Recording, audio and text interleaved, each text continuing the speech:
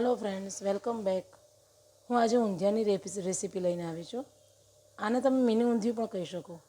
अमारा ऊंधियामां રીંગણ, રવૈયા, બટાકા આ બધું પડતું નથી, એટલે મેં આમાં નોર્મલ વસ્તુ જ લીધી છે। મેં આમાં તુવેરના દાણા લીધા છે, વટાણા લીધા છે, વાલોરના દાણા લીધા છે, સિંગ દાણા લીધા છે, ટામેટાં લીધા છે, વાલોર પાપડી લીધી છે, કાચા કેળા સમારીને લીધા છે અને મુઠિયા બનાવવા માટે મેથીના મુઠિયા બનાવવા માટે મેથી લીધી છે। હવે હું એક કુકરમાં તુવરના દાણા, કાચા કેળા, વટાણા, ઝાલરિયા વાલોરના દાણા, પાપડી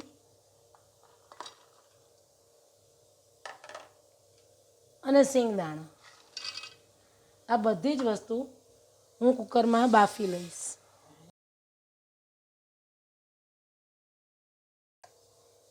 હવે હું તેમાં થોડું મીઠું નાખી દઈશ અને 1 પિંચ જેટલી હળદર નાખી દઈશ, જેથી અંદરની વસ્તુ કાળી ના પડી જાય ફ્રેન્ડ્સ। આમ તો આ બધી વસ્તુ લોકો તળીને કરતા હોય છે, પણ મેં તળવાનું નથી લીધું બિકોઝ ઓફ હું થોડું હેલ્ધી વર્ઝન કરવા જઈ રહી છું, એટલે હું બાફીને કરું છું। હવે હું આને લગભગ 3 થી 4 સીટી મારી દઈશ ફ્રેન્ડ્સ। હવે ઊંધિયામાં નાખવાના મુઠિયા બનાવવા માટે મેં અડધો કપ ચણાનો લોટ લીધો છે, અડધો કપ ઘઉંનો લોટ લીધો છે।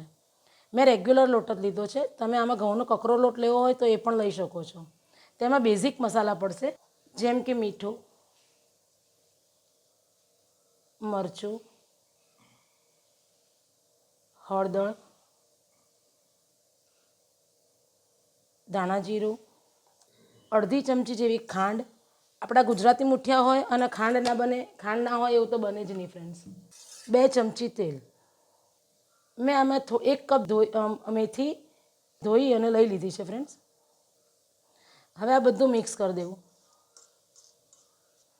અને તેમાં જરૂર મુજબનું પાણી નાખતા જવું અને મુઠિયાનો લોટ બાંધી દેવો।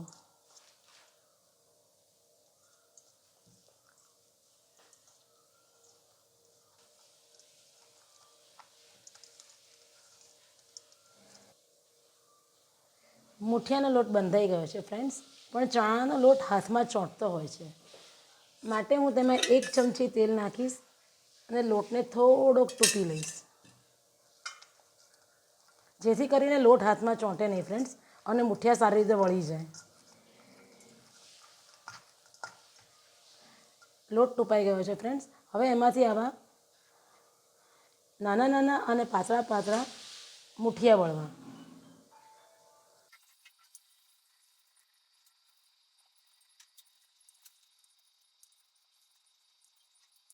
મેથીના મુઠિયા તૈયાર છે ફ્રેન્ડ્સ। હવે તેને તળવા। જુઓ ફ્રેન્ડ્સ, હવે એક સાઈડ મેં તેલ ગરમ કરવા મૂકી દીધું હતું, તેલ ગરમ થઈ ગયું છે। હવે હું તેમાં મુઠિયા તળી લઈશ।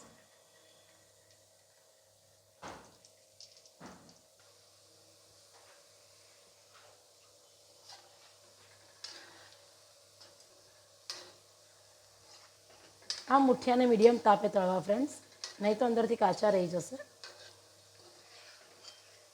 જો મુઠિયા ગુલાબી રંગના થઈ ગયા છે, ખૂબ જ સરસ દેખાઈ રહ્યા છે ફ્રેન્ડ્સ, અને એની સ્મેલ તો બહુ જ સરસ આવી રહી છે।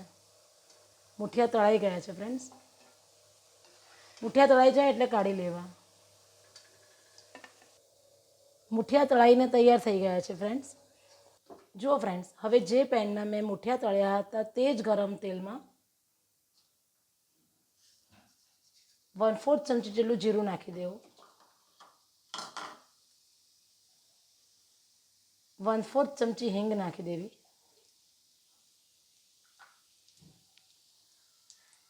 અને 2 ટામેટાં મેં સમારીને રાખ્યા હતા તે નાખી દેવા।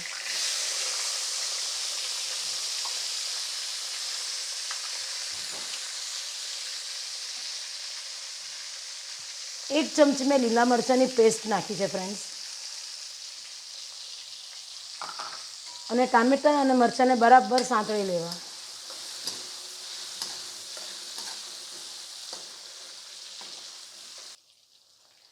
ટામેટાં થોડાક સંતળાઈ જાય એટલે તેમાં સ્વાદ મુજબ મીઠું, પણ મીઠું નાખતા ધ્યાન રાખવું ફ્રેન્ડ્સ, કારણ કે આગળ આપણે શાકભાજી જે બાફ્યા છે તેમાં પણ થોડુંક મીઠું નાખેલું છે. મરચું, લીલા મરચાં નાખ્યા છે એટલે લાલ મરચું પણ ઓછું નાખવું, અને પાછળથી આપણે ગરમ મસાલો પણ નાખવાનો છે. હળદર, ધાણા જીરું,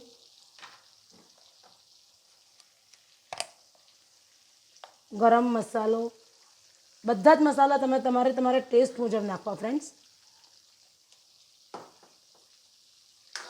બધું નાખી અને બરાબર હલાવી લેવું. મસાલા પણ તેલમાં સંતળાઈ ગયા છે ફ્રેન્ડ્સ. મસાલા સંતળાઈ જાય એટલે આપણે જે શાકભાજી બાફ્યા હતા તેમાંથી મેં પાણી ડ્રેન આઉટ કરી નાખ્યું છે, અને બધું પાણી કાઢી નાખી અને હવે તે શાકભાજી હું આ જ તેલમાં અને કરેલા મસાલામાં નાખી રહી છું ફ્રેન્ડ્સ.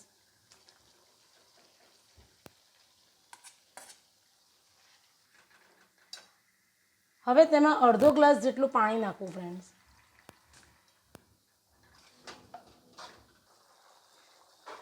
મસાલા મિક્સ થઈ જાય એટલે તેમાં અડધી ચમચી જેટલી ખાંડ નાખવી.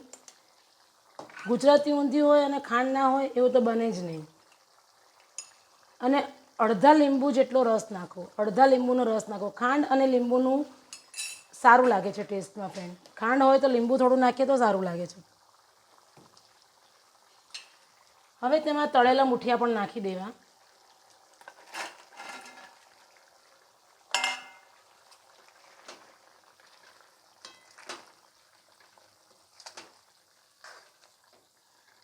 અને તેને થોડીક વાર ખદખદવા દેવું.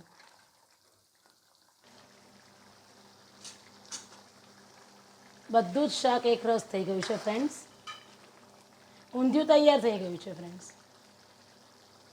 આને આપણે મિની ઊંધિયાનું વર્ઝન આપી શકીએ ને.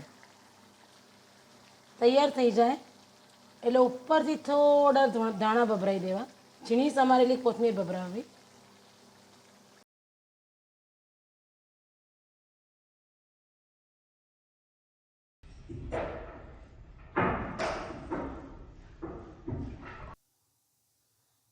ઊંધિયું સર્વિંગ માટે તૈયાર છે friends. Thank you for watching.